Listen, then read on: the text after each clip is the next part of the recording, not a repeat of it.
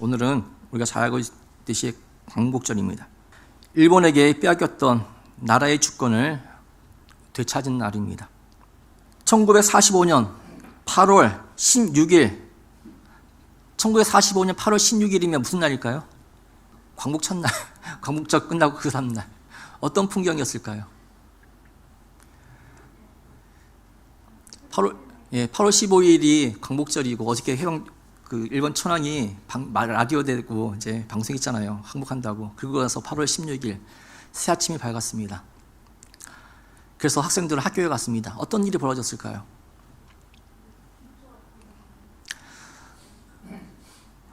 어제까지는 담임 선생님이 학생들 이름을 부를 때 야마다 무슨 뭐가 있죠? 일본 이름으로 한 명 한 명 불렀는데, 예? 도쿄로 막까? 뭐 이런 거, 비살 막까? 이런 거. 이름 불렀는데, 광복되고 나서 그 다음에 첫 학교에 갔더니 선생님이 김동희, 신민정, 이렇게 부르는 거예요. 그죠?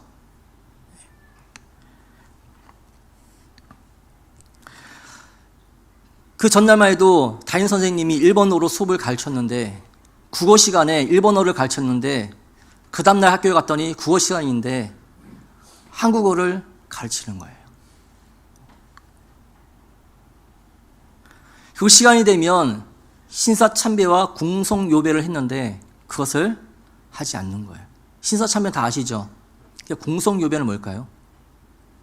일본 천황이 있는 그곳을 향해서 절을 하는 거예요. 그게 궁성요배라고 하는데 이거를 하지 않는 거예요.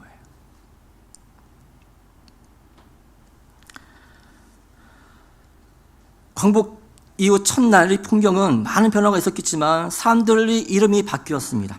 그리고 언어가 바뀌었습니다. 그리고 더 이상 신사참배나 궁성요배를 하지 않게 되었습니다.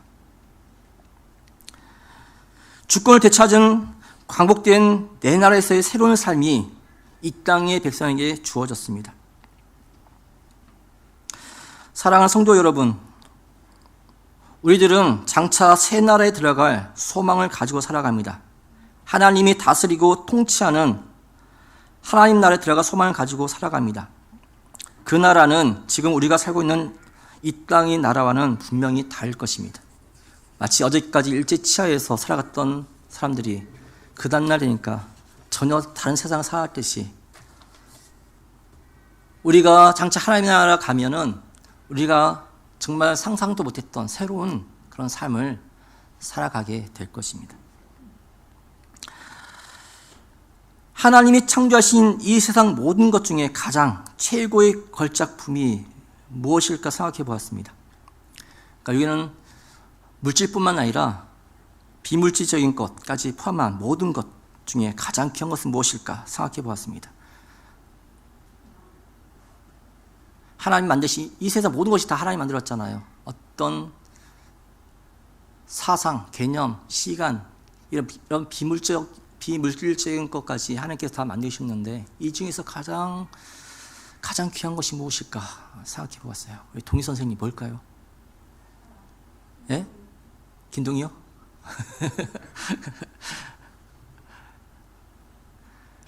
무엇일까요? 하나님께서 만드신 최애 걸작품이 뭘까요? 예.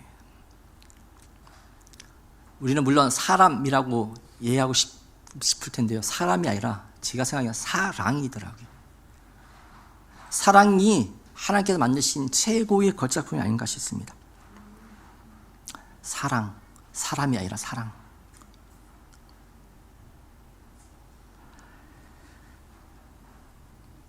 우리 믿는 자들은 새로운 나라, 하나님 나라에 가기 전 이 땅에서 살아갑니다.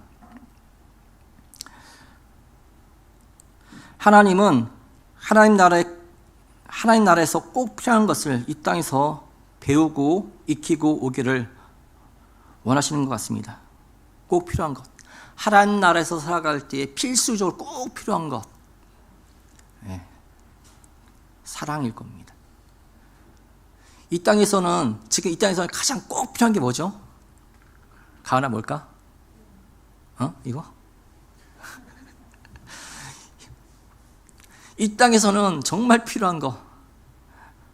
정말 필요한 거 이거잖아요. 이거. 정말 이게 딱 떨어졌을 때 누가 내 통장에 돈 좀 넣어주지 않나? 그런 기대해 본 적 없으세요? 정말 땡전한 없는데 돈 다 떨어졌는데 애들 기저귀 값도 없는데 그 막막함 아세요? 아세요? 혹시나 통장 찍어봤더니 혹시나가 역시나가 아니라 정말 통장에 돈이 들어와 있는 거예요. 돈 들어올 데가 없는데. 그런 경험 없으세요? 주소 가서 기름을 넣었어요. 카드를 줬더니 정지됐대요. 그 다른 카드 줬어요. 마찬가지. 뭐 이 카드 정지됐으면 저 카드 정지 안 됐을까요? 그랬더니 주소 직원이 익숙한 듯 주민등록증 주세요. 그리고 나중에 찾으러 오세요. 그래서 주유소에서 기름 넣고 나오는 길에 집사람하고 대판 싸웁니다. 큰 소리 빵 쳤어요. 돈은 하늘에서 떨어져. 큰 소리 쳤는데 하늘에서 떨어질까요? 그리고 혹시나 하고 통장을 찍어봤더니 돈이 들어와 있는 거예요. 그 전에 사했던 교회 권사님이 본인은 맹골에서 주무시면서 기름도 못 대고 그냥 찬방에서 혼자 사시는 분이 조원사님 연탄을 샀대세요라고 100만 원 보내주신 거예요. 자, 하나님 나라에서 꼭 필요한 것은 몇 개 잠깐 셌는데요. 하나님 나라에서 꼭 필요한 것은 바로 사랑입니다. 사랑. 다른 것 없이 그냥 빈털터리로 정말 아무것도 없이 빈손으로 하나님 나라 갈 수 있지만 그곳에서 반드시 필요한 것은 사랑입니다. 성도 각자의 삶 가운데 닥쳐오는 수많은 고난과 역경 가운데에서도 예수 그리스도의 십자가의 사랑을 입은 우리들이 그 사랑을 힘입어 살며 또한 그 사랑을 실천하며 예수님의 사랑을 온전하게 배우고 익혀 하나님 나라에 갈 준비를 우리는 이 땅에서 하고 있습니다. 하나님께서 빨리 왜 우리를 이 땅에서 데려가지 않으실까요? 왜 이 땅에 살게 하실까요? 그것은 이 땅에서 사랑 좀 배우고 익히고 오라고 하신 게 아닐까 싶습니다. 너가 정말 성공해서 하나님 나라에서 큰 소리 뻥뻥치게 열심히 성공하고 와라가 아니라 각자의 삶의 모습은 다르지만 네가 앞으로 영원토록 하나님 나라에서 살 텐데 하나님 나라에서 살아갈 때 꼭 필요한 것이 사랑이니까 그 사랑을 배우고 익히고 와라. 그래서 우리에게 이 땅에서 삶을 허락한 것이 아닌가 싶습니다. 예수 그리스도로 말미암아 하나님의 자녀가 된 우리들은 죄를 거부하는 본성을 가지게 됩니다. 그전에는 죄인의 모습으로 하나님의 형상으로 지음받았던 우리가 아담과 하와가 범죄함으로 아담과 하와가 죄인이 됨으로 그 이후에는 죄인된 아담과 하와의 형상을 본받아 죄인으로 태어나서 죄인으로 살아가게 되어졌는데 이제 예수님으로 말미암아 구원받은 우리들은 죄를 거부하는 본성을 가지게 됩니다. 더 나아가 죄를 거부하는 소극적인 자리에 머무르지 않고 형제를 반드시 사랑해야 하는 적극적인 자리에까지 나아갑니다. 사랑할 수가 있다가 아니라 반드시 사랑해야 한다는 것입니다. 예수님의 사랑을 피할 수 없이 받았지만 그 받은 사랑을 예수님의 사랑은 반드시 행하여야 한다는 것입니다. 우리가 예수님의 사랑을 받았습니다. 예수님의 사랑을 거부할 수 없이 피할 수 없이 불가항력적인 은혜로 받았습니다. 그 받은 사랑을 우리는 행해야 한다는 것이죠. 성경 말씀 10절에 보면 이러므로 하나님의 자녀들과 마귀의 자녀들이 드러나나니 무릇 의를 행하지 아니하는 자나 또는 그 형제를 사랑하지 아니하는 자는 하나님께 속하지 아니하니라. 사도 요한은 하나님께 속한 자와 마귀에게 속한 자의 차이를 형제 사랑에서 찾고 있습니다. 속한다는 단어는 소속감이 가장 강한 가족 관계를 의미합니다. 그래서 하나님께 속하였다는 것은 하나님의 가족이라는 의미입니다. 즉 하나님의 자녀라는 뜻입니다. 또한 마귀에게 속하였다는 것은 마귀의 자녀라는 것입니다. 그래서 마귀에게 속한 대표로 요한은 가인을 언급하고 있습니다. 그는 미움을 다스리지 못해 동생을 죽였습니다.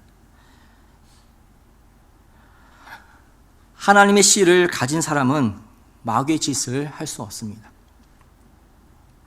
반대로 마귀의 씨를 가진 사람은 하나님의 자녀의 행동을 할 수 없습니다. 그 차이가 뭐라고요? 형제 사랑이라고 말하고 있습니다. 우리 믿는 자들은 하나님의 성품에 참여한 자, 즉 하나님을 닮아가는 자이며 이 성품을 닮아가는데 이 성품의 최종적인 것이 최종이 바로 사랑입니다. 하나님의 성품을 닮아가는 데 있어서 제일 최종적인 단계가 사랑하는 것입니다.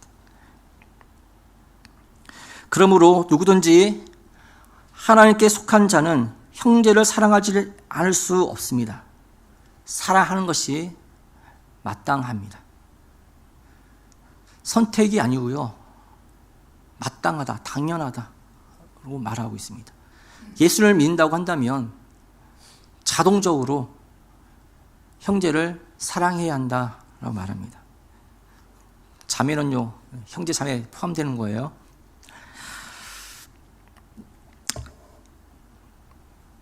우리는 영생을 얻었습니다. 즉 구원을 얻었습니다. 이 영생을 얻은 사람은 반드시 형제를 사랑해야 합니다. 14절 말씀에 우리는 형제를 사랑함으로 사망에서 옮겨 생명으로 들어간 줄을 알거니와 사랑하지 아니하는 자는 사망에 머물러 있느니라.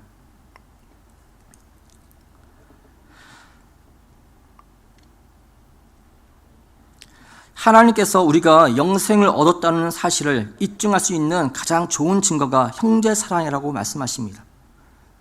내가 구원받았는지 안 받았는지 그것을 입증할 수 있는 가장 좋은 증거가 뭐라고요? 외적으로 드러나는 증거가 뭐냐면 바로 형제 사랑이다라고 말합니다.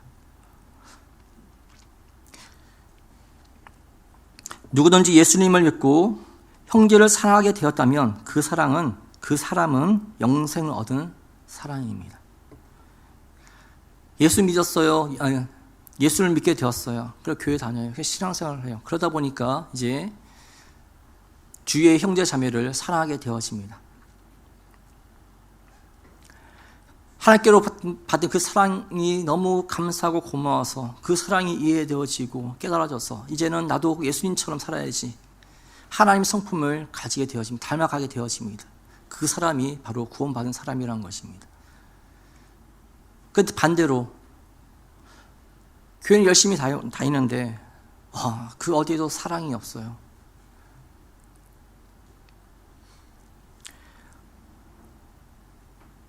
사랑하지를 않아요.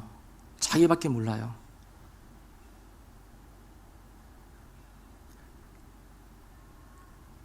좋은 나무 좋은 열매, 나쁜 나무 나쁜 열매. 신대원 할 때 한 학기 동안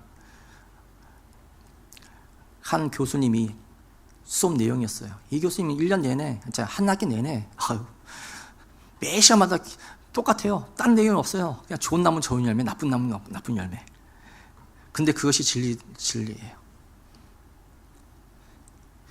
예수님을 믿는 하나님 자녀가 되었다고 하는, 예수님이 내 마음에 들어와 있다고 한다면 우리는 당연히 반드시 사랑하게 되어지는데, 근데 내 마음에 사랑이 없어요. 내 마음에 예수님을 닮고 싶은 마음이 없어요. 그러면 심각하게 고민해 보아야 합니다.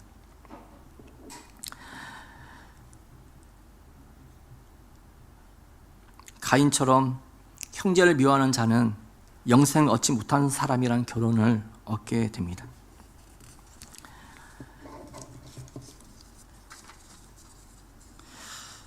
영생이란 무엇일까요? 영생, 우리는 영원한 삶이라고 그렇게 이해하고 있습니다. 근데 더 구체적으로 영생을 말씀드리면 예수님을 모시고 영원토록 그와 동거하는 삶이 영생입니다. 나 혼자 영원토록 사는 것이 아니고요, 영원토록 예수님과 동거하는 삶, 그 삶이 영생입니다. 동의하시나요? 네. 예수님은 형제를 미워하는 살인자의 마음속에 거하실 수 없습니다. 예수님은 우리에게 미움을 일으키지 않으시고 오직 사랑의 동기와 능력을 주시는 분입니다. 예수님 우리에게 미움을 주지 않아요. 누굴 저주하게 하지 않으세요. 예수님께서 우리에게 준 고난이 있는데 사랑할 수 있는 고난만 주셨어요. 그리고 그 사랑을 실천할 수 있는 능력을 주셨어요.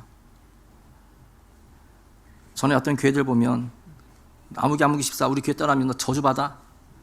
그러니까 집사님들 벌벌 떨고 그 목사님 때문에 목사 말씀에 겁나서 벌벌 떨어서 교회를 못 옮기는 거예요. 그리고 학교 와서 교수님들한테 막 상의하는 거예요. 우리 목사님 이렇게 말씀하시죠. 그 저주 받나요? 저주 받을까요? 안 받을까요? 우리 주님은 사람들에게 저주할 수 있는 고난을 주신 적이 없어요. 무슨 고난만 줬다고요? 사랑하는 고난만 주셨다고요. 그리고 그 사랑을 실천할 수 있는 능력을 주셨다고요.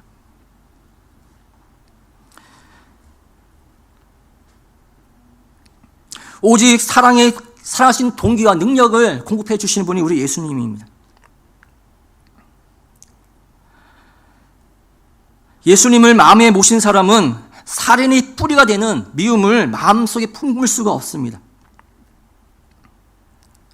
예수님처럼 자기를 해하는 형제라도 사랑하게 되어집니다.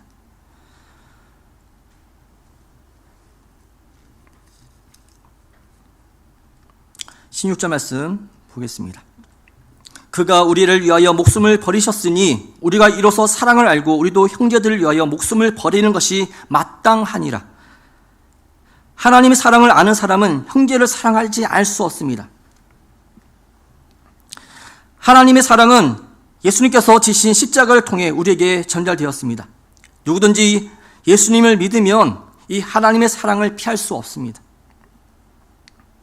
그리고 무엇이 진짜 사랑인지 배우게 됩니다. 예수님의 사랑을 알면 이전에 내가 형제에게 베푼 사랑이 얼마나 내 중심적인 사랑이며 위선이었는지 깨닫게 됩니다.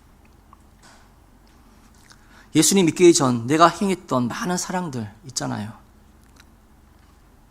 근데 예수님을 믿고 참된 사랑이 무엇인지 알면 과거에 내가 행했던 그 사랑들이 얼마나 내 중심적인 가짜 사랑인지 위선인지 깨닫게 되어진다는 말씀입니다. 사랑을 베풀었지만 결국은 나의 유익을 위해서, 날 드러내기 위해서, 내가 단지 좋아하기 때문에 나의 만족을 위해서 행했던 내 중심적인 사랑임을 알게 되어져요.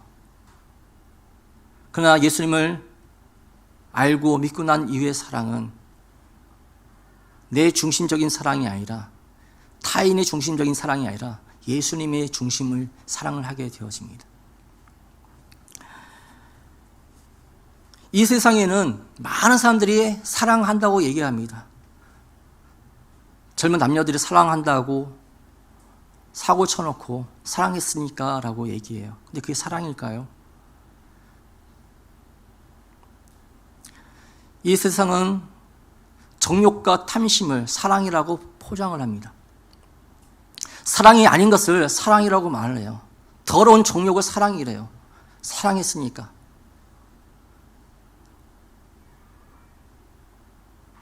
근데 예수님의 사랑을 알고 나면 그것이 사랑이 아닌지 가짜인지 우리는 알게 되어집니다. 이 세상의 사랑의 모든 중심은 내가 있어요. 나. 자기 중심적인 사랑을 하고 내 중심적인 사고로서 그 사랑을 다른 사람에게 퍼붓습니다. 그 사랑이 내 사랑을 받아들인지 이해하든지 말든지 상관없고요. 오직 나만 만족하면 돼요. 그 사랑을 퍼붓습니다. 그리고 내 사랑을 받아주지 않는다라고 따집니다. 예수님의 사랑은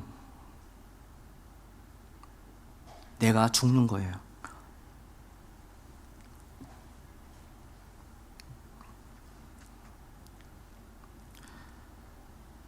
하나님의 사랑은 예수님께서 지신 십자가를 통해 우리에게 전달되었습니다. 다시 말씀드리지만 누구든지 예수님을 믿으면 이 하나님의 사랑을 피할 수 없습니다.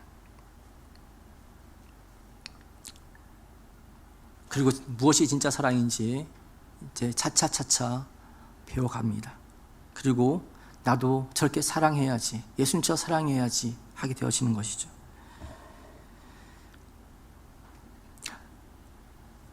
그러므로 형제를 위해 진짜 사랑을 베풀려고 하면 예수님처럼 우리도 형제를 위해 목숨을 버릴 수 있어야 합니다. 이것은 해도 되고 안 해도 되는 것이 아니라 마땅하니라에 반드시 해야 하는 것입니다. 그러나 우리 모두는 우리가 이렇게까지 하지 못함을 압니다. 가은아, 너 은성이 위해서 너 죽을 수 있어? 지금 목사님 설교하잖아. 형제를 위해서 죽은 것이 마땅하다고 했는데 너 은성이 대신 죽을 수 있어? 말도 안 되는 소리지.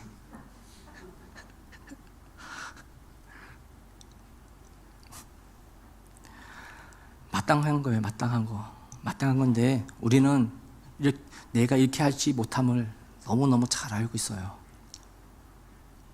저도 이렇게 설교하지만 당장 누가 설교 끝나자마자 목사님 그렇게 설교했으니까 이렇게 해주세요 라고 하면 난감하죠. 목사님 그렇게 설교하셨잖아요. 저 당장 지금 그 신장 하나 수술 받아야 되는데 목사님 신장 하나 떼어주세요 하면 난감하죠. 우리 주님도 잘 알고 계셔요.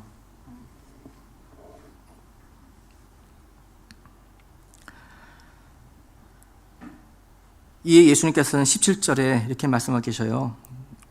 누가 이 세상을 재물을 가지고 형제의 궁핍함을 보고도 도와줄 마음을 닫으면 하나님의 사랑이 어찌 그 속에 거하겠느냐. 17절에 우리의 실정에 맞게 만일을 사랑하기보다 가난한 가까운 형제 하나를 사랑하는 것이 더 중요하다고 말씀하십니다.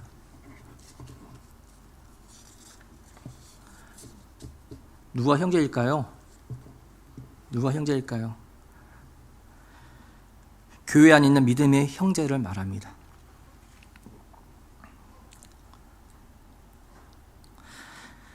하나님께서는 참된 사랑은 가장 가까운 믿음의 형제 중 가난한 사람에게 관심을 갖고 그를 위해 필요하다면 우리 자신이 무엇을 희생하여 주는 것이라고 말씀하십니다. 초대교회 가운데 한 교회는 부자들이 먼저 와서 먹고 마시고 잔뜩 취해 있고 가난한 사람들 노예들은 늦게 와서 배 쫄쫄 굶고 있고 마땅히 도와줄 능력과 여건이 됨에도 못 본 채 하고 파당 가르고 그래서 책망을 받았어요. 고린도 교회라고 말 못하겠는데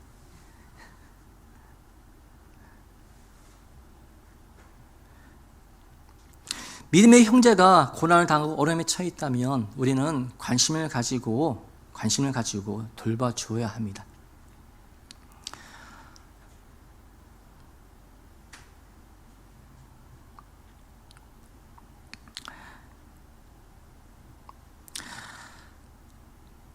하나님의 사랑을 맛본 사람은 반드시 형제를 사랑하게 됩니다. 하나님의 사랑을 진정으로 맛본 사람, 그런 사랑을 배운 사람은 마땅히 나도 그렇게 사랑하게 되어져요. 처음에 제가 말씀드렸죠. 주유소 가서 기름 넣고 나서 그 기름값 몇만 원이 없어가지고 주민등록증 맡겨놓고 집에 돌아오면서 차 안에서 집사람하고 대판 싸우는데 그래도 혹시나 하고 가서 통장 찍어봤더니 권사님 한 분이 말도 없이 통장에다 100만 원 보내주신 거예요. 한 3년 동안 그러셨어요. 1년에 한 번씩. 근데 그게 너무 고마워서 어쩌다 한번 인사드리러 가면 본인은 냉방에서 주무시는 거예요.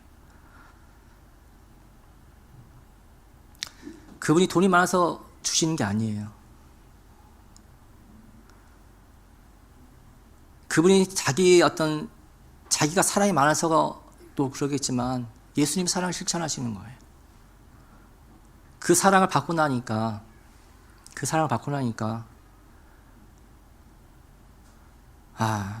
저도 흉내라도 내고 싶어지는 거예요.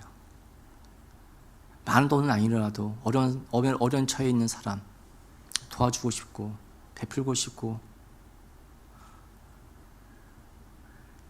소자에게 냉수 한 그릇 대접하는 것이 곧 나에게 한 것이라고 예수님께서 말씀하셨는데, 베푸는 사람 입장에서 냉수 한 그릇, 물 한 컵, 큰 건가요? 작은 건가요? 가나 커 작어? 물 한 잔, 갑으로 따지면 커 작어? 마트, 편의점 가서 짠 거 하나 사니까 얼마니? 비싸봐야 1,000원이잖아. 500원, 300원, 싼 거 200 몇십 원짜리 있었던 것 같은데요. 베푸는 사람은 정말 작은 거지만 그걸 받아 마시는 사람은 그게 생명수예요. 나는 200~300원이지만 그걸 받아 마시는 사람은 생명을 구하는 거거든요. 전 그걸 알아요. 제가 그런 삶을 살았기 때문에. 누군가 나에게 베풀어준 10,000원, 20,000원이 한때 나의 생명을 살리는 거였어요. 너무 감사하고 고맙고,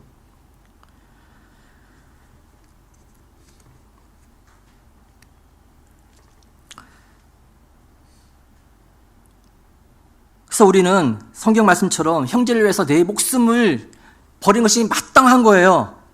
마땅한 거예요. 그런데 그렇게 할 수가 없잖아요. 그러니까 네 목숨을 버린 것조차도 마땅한데, 하물며 믿음의 형제들이 가난에 처해 있고 어려움에 처해 있는 사람에게 물질적으로 도와주는 거, 그게 크게 느껴지지 않는다는 거죠. 목숨까지라도 내가 내어줘야 하는 게 마땅한데, 내 지갑을 열어서 형제를, 이웃을 도와주는 거 더더욱 마땅한 겁니다.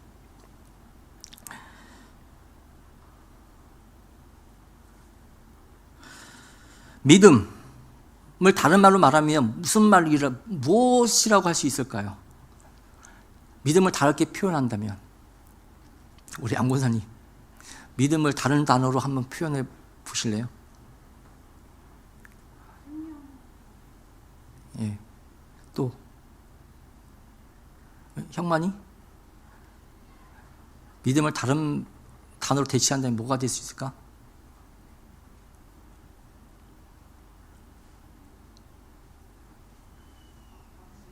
확신? 약간 생뚱할 수 있겠지만 오늘 그냥 사랑으로 다 통일하겠습니다. 사랑. 믿는 사람은 곧 사랑하는 사람입니다. 이해가 되시나요? 믿는 사람은 사랑하는 사람이에요. 이 믿음을 통해서 사랑으로 나아갑니다. 그래서 믿는 사람은 사랑하는 사람입니다. 믿는 사람은 예수님을 사랑하는 사람이고, 그 예수님의 사랑을 힘입어서 이웃을 사랑하는 사람입니다. 이 사랑을 가지고 살아가고 결국은 영원한 예수님과 동거의 삶을 살면서 그 삶 가운데서 사랑으로 살아갈 것입니다.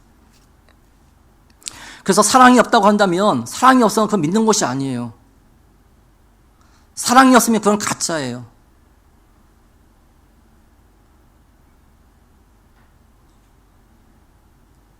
어려운 형제를 보고 내가 정말 내 주머니에 없어서 무엇이 가진 게 없어서 도와주지 못할지도 마음이 짠하고 가슴이 아프고, 그래서 그를 위해서 기도 한번 해주고,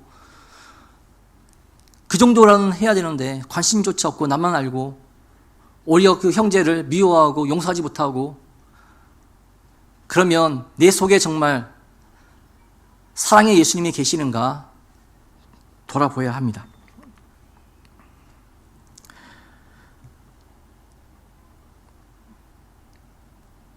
사랑하는 형제 자매 여러분, 우리가 말로만 형제를 사랑한다고 하지 말고 오직 진실함과 행함으로 사랑하시다.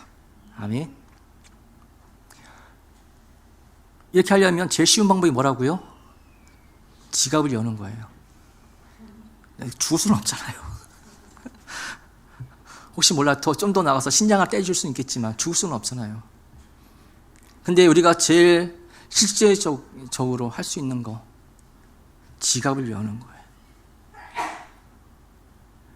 정말 은혜 받은 사람은 뭐가 바뀐대요? 지갑이 바뀐대요.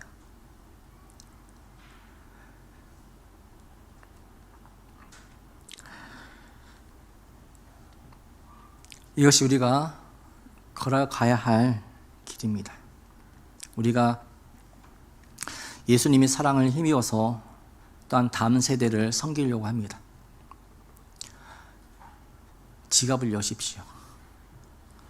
그리고 기도하십시오. 내 지갑을 채워달라고.